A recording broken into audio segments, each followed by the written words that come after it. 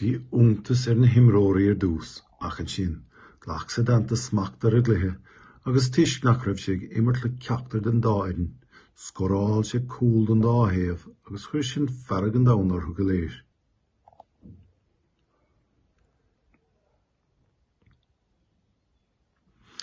Féachar a le héad a dhéine, ní sé leach chomh mórlainn agus tá ar dluthe scristaige. Thug siad faoi agus tharla trid ó fásach. Bhí cumáin á losca go fiáin in nach tro ach ní bhór éon duine an lábhan ótar ar headanta áfach. Bhí sé ábalta sleanú isteachas amach tríoth agus iad a bhualas na chosa nás na rútíní lena cumáin tuisc go raibh sé níos lú ná éon duine íomh. Tá siad an sosa fictúr ag trid le chéile. Thula Fergus mac Roig, duine de ridarí na craobh an clamper, agus tháinig sé faoi luas go dtí a láthair, balla dua a d'éirigh leis a trid de stoppe.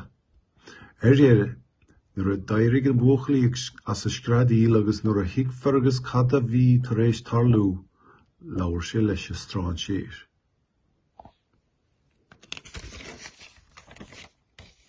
Cé níos thua dífrigh sé. Táim díreach 7 bliain díos. A draigear sa dananta.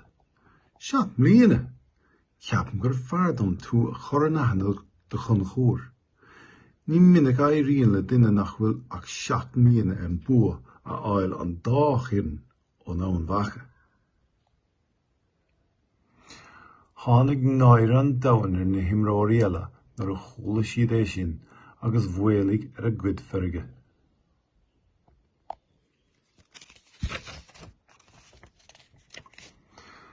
Nuair a chola rí gur bé sa dananta an tanama bhí ar móchal, bhí éasige láithreach gur bé a ní é agus chuir sé fáilte mhór roimhe. Bhí Fergus anna tógtha leis an léchóg agus leach sé faoine chumarc é. Múnig mi sé, is féidir leis chur faoi mo cheach in éanacht le ferdi ó chanacht agus le conal carnach. Is buachlaí uaisle iadsan agus beidh siad ina gompánach éiriúnach dó.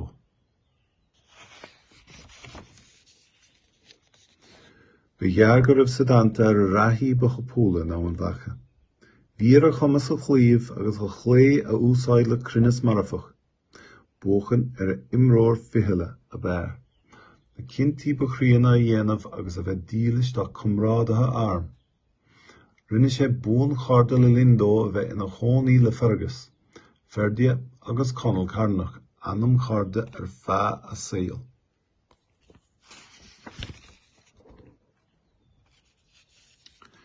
Ní raibh sa dananta ach roinnt míana in ann bhacha nuair a thug Colin, an gabhadh a bhí ina chónaí cúpla míle an áit, cuire do rí chuna chóir teacht chuig féasta mór ina dhún. Bhí Severus sa gnáhasá, tuisc go ndearna sé irlisí troda den Scot lathaigh gascí a rí, irlisí a bhí chomh sin gur bhreath éon a bhain úsáid asta go raibh sé do chlíte. Agus, ina hauntasan, bhí sé chós scileúil ag a chur crúte faoi chapel nar chail nar bhris capel díomh crú riamh. Bhí Colin buíoch den rí as 8 an Severus sin, agus thug sé cuire chun féasta dó chun a bhuíochas a chur an úl.